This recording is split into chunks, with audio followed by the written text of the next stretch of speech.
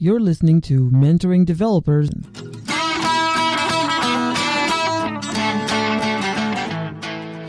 Finding a mentor is, well, who could be a mentor? What qualifies someone to be a mentor? What do you think, Mike?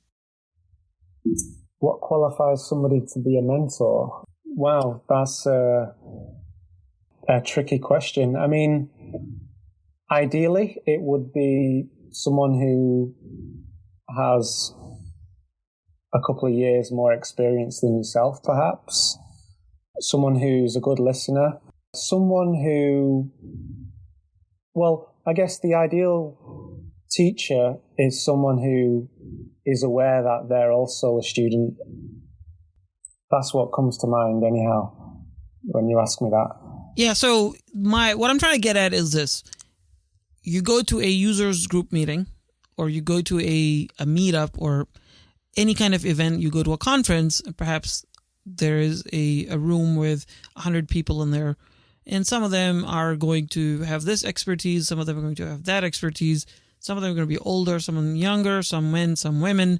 You know, there's a mix. You don't know. So now, let's say that I give you the opportunity to talk to anybody I want. I say I can introduce you to whoever you want. So then you have to now make your choice. You can say, all right, I'm looking for somebody, perhaps, this is just an idea, that you could say, I'm looking for somebody that has been doing exactly the type of thing that I want to do, has been doing that for at least 10 years. That's what qualifies them to be a mentor. Because if they've been doing it for a couple of years, probably they don't know what they're doing. That's one approach. Or it could be, for somebody else, it could be, well, you know, if let's say you're a woman, you can say, well, I'd like to find a mentor that's a woman because she will understand me. Right? People have different ideas. What qualifies someone to be a mentor? We are born this way, kind of. We have these ideas. When you seek people out for help and for anything, really, we're looking for this sort of archetype. We're looking for this particular person in our head, whether we know it or we don't. So that's what I'm trying to lead you to. It's like, do you have that type of archetype in your head? You're looking for that type of person. When, for example, you're trying to learn iOS development. Yeah. So who will you look for? I guess I like most people, listening to podcasts, watching YouTube videos, and I guess if I resonate with someone, then I just go on gut instincts, really, I guess. I mean, I don't know if that really answers your question, but... No, that's fair. You just go with your gut. You're like, this guy, I talked to this person and he seems nice. And so you don't have any criteria that you can quantify right now for us, but you have it in your head somewhere in your subconscious, and it just leads you to the person. That's fair. Yeah. Do you have an opinion on this, Ed? Yeah, I mean, I think both you and Mike make a number of good points. I mean, I think kind of that scenario you would set up, you know, about the idea is you're at some type of conference and you're looking for a particular type of person. You know, I would say that the one thing that makes it a little bit different than maybe other interpersonal relationships people have is that, you know, you don't necessarily have to have one of them, you know, so maybe this is just kind of reiterating the point that I was making earlier, but it's to say that you can have several different types, you know, of mentee kind of relationships where, you know, again, say for instance, like, you know, Mike had talked about trying to learn iOS development is that, you know, it is often, you know, if you see somebody that looks like that they might have some interesting insights, the notion of going and meeting somebody up for a beer, you know, or coffee or something like that is different than walking up to somebody and saying, will you be my mentor? You know, because that could be a little bit like somebody trying to sell you a timeshare in Florida. You know, it could be like, my gosh, that sounds like a huge commitment, you know. But as Mike had brought up, you know, it's like sometimes it is just that kind of, you know, bit of a gut reaction is to say like, hey, this person's friendly. You know, it's like they look like they want to learn. Like anytime I've, you know, been in a mentoring kind of role, I find it tremendously flattering that somebody would even think that they'd want to hear me prattle on, you know, about something.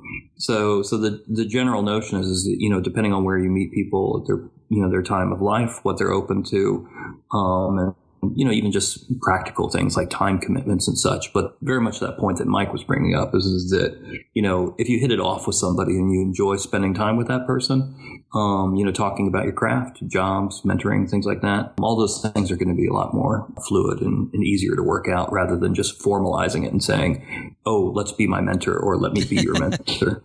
I think that it doesn't really work like that. Mm-hmm. Obviously, I've never heard that conversation that goes like, will you be my mentor? You go down on a knee, and no, that doesn't work like that.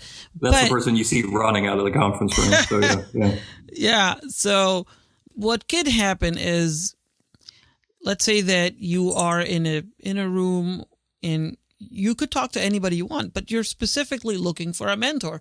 So if I'm somebody who's looking for a mentor, I'm going to try to talk to people who could potentially be my mentors, right? Sure. If I talk to somebody just like me who can't really help me, then obviously I'm not moving towards that goal. That doesn't mean that if I talk to a person, let's say that I'm looking for somebody who at least claims to be an iOS expert and I want to learn iOS, then if I see somebody who gave a talk on a thing inside iOS, then obviously that's a potential mentor. So meeting that person, talking to that person, that's going to help me.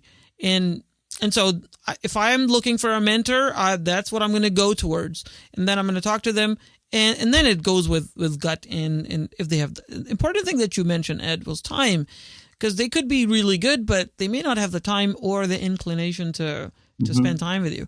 That's one criterion I see is you hit it off. That person is an expert in the thing that you want to learn. And the other thing is that person has the time for you. But see, you can only do this if you meet somebody in person, which is you go to a conference, somehow you hit up that person. That's not going to be very common. The most common scenario is I'm in the middle of nowhere in Kansas and I want to learn this thing.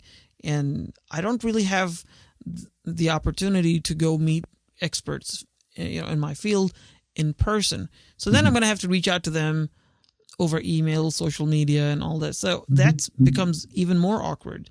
And what I'm looking for is, well, that person obviously cannot just, spend one-on-one tutoring time with me. That's not a reasonable expectation.